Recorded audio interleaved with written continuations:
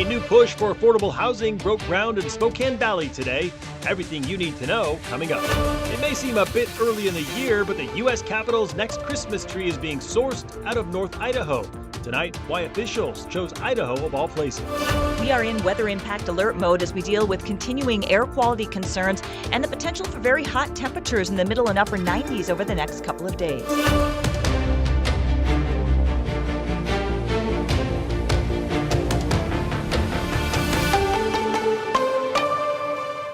Good evening and thank you for joining us for KREM 2 News at 5 tonight. I'm Mark Hanrahan. The lack of affordable housing is a big concern here in the inland Northwest, but there's a new project in the valley that aims to provide people with a place to live. Today,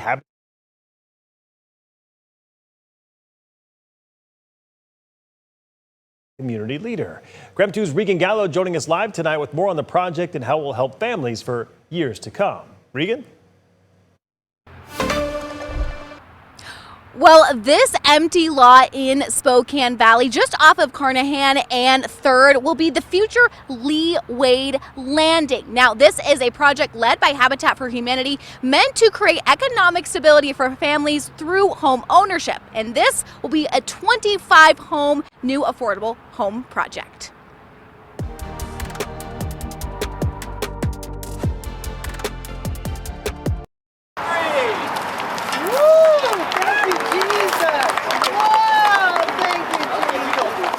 Breaking ground is the first step that will impact families for several decades in the east central neighborhood of Spokane Valley. And this is so beautiful. I mean, and I didn't even realize that they were going to name the name Lee Wade Landing. That is cool. The future Lee Wade Landing will stand in honor of Lee Ada Wade, who just celebrated her 99th birthday, though this photo is from 2 years ago. Her son, Michael Wade, says after moving to Spokane in the 1950s, she was a voice for neighbors across the East Central community. How much work she put in to get this done in her name and her honor, that is just, I'm just lost for words, you know?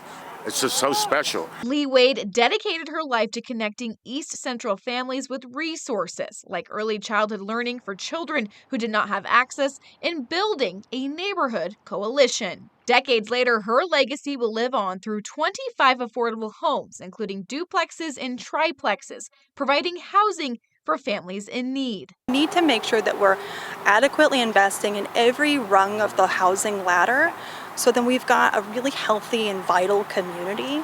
And that spans across a lifetime, right? Officials also say the homes will be net zero and solar ready, designed to keep energy costs low for future residents, helping them find economic mobility through home ownership. You know, after she's gone, it's going to be, you know, It's still going to be here. still going to be here. Exactly.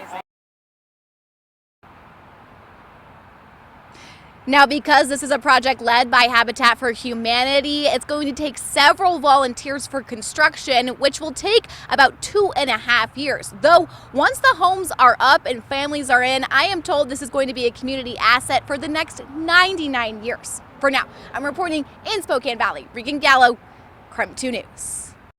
All right, Regan, thank you very much. 2 Spokane County commissioners are proposing a 9-month moratorium on data centers in Spokane County so they can take the time to learn more about their impact.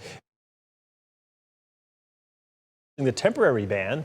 The proposal comes after Avista paused negotiations for a potential 500-megawatt data center earlier this summer. Avista then called for a coordinated planning effort with regional governments. And last month, the city of Spokane passed a 1-year moratorium on data centers in city limits. County Commissioners Waldrop and Jordan are asking for time to discuss their proposal coming up at tomorrow's meeting. All right, let's talk weather now at 5 o'clock with meteorologist Michelle Boss. She is joining us in the Outdoor Weather Center. Michelle, a bit smoky today, but not nearly as strong as it was on Friday.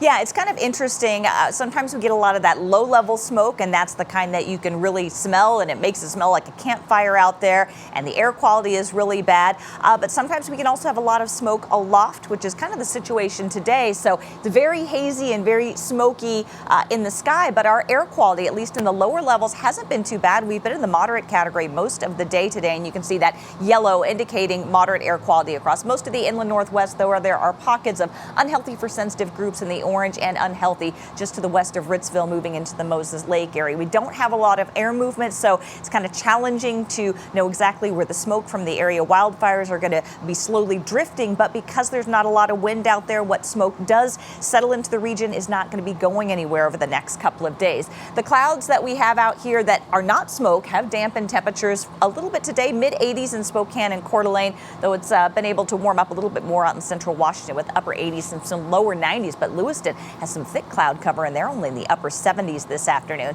Looking at very light winds across the region right now, and don't expect that to change until Thursday. So air quality alerts are in place. These are kind of evaluated on a day-by-day basis, so we'll just keep monitoring that. Heat advisories have been issued for tomorrow and Wednesday, and may even be extended into Thursday for the Spokane area, with temperatures in the middle and upper 90s, some low 100s. Otherwise, quiet weather. I know it looks really crazy here. The radar must have gotten tuned into extra sensitive mode.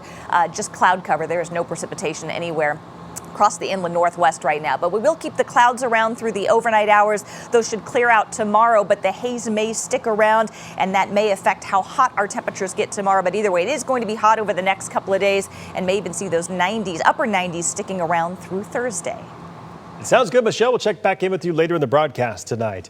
Authorities are asking for your help tonight, tracking down two men wanted in connection with a drive-by shooting that left one person injured. Here's a look at the suspects. They're 18-year-old Gustavo Pineda Feliciano and 22-year-old Angel Alvarez. They are wanted in connection with the shooting earlier this month, where gunshots were fired into a house.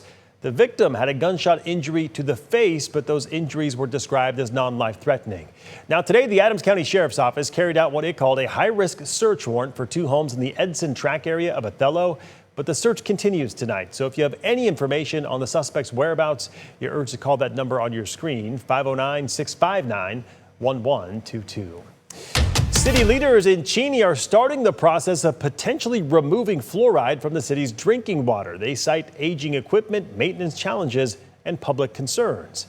KREM 2's Connor McAvoy explains what's behind the proposal. Yeah, for more than 5 decades, Cheney has added fluoride to its municipal drinking water. Now its leaders are considering whether that practice should come to an end. The city has started a required 90-day public notification process with the Washington State Office of Drinking Water while it considers ending fluoridation.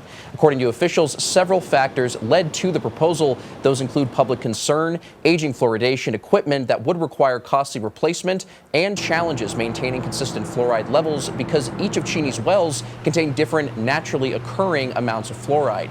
The Washington State Department of Health recommends a fluoride amount of 0.07 milligrams in every liter of public drinking water, but that's not mandated by state law, so that decision ultimately comes down to the local level. A report from the Centers of Disease Control and Prevention shows drinking fluoridated water at that amount reduces tooth decay by about 25% for both children and adults. Residents have opportunities to weigh in before any decision is made. A public comment session is scheduled for October 13th at Cheney City Hall, and written comments can also be submitted by email during the notification period. Now, the council is expected to take action after hearing from the public on October 13th. We reached out to the City of Cheney and Public Works for comment. We're still waiting for a response. Connor McAvoy, KREM 2 News.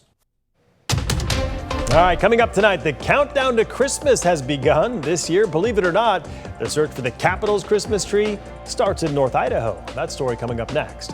Plus, we'll bring you the latest on evacuations with the largest wildfires in our area. We're back after a quick break.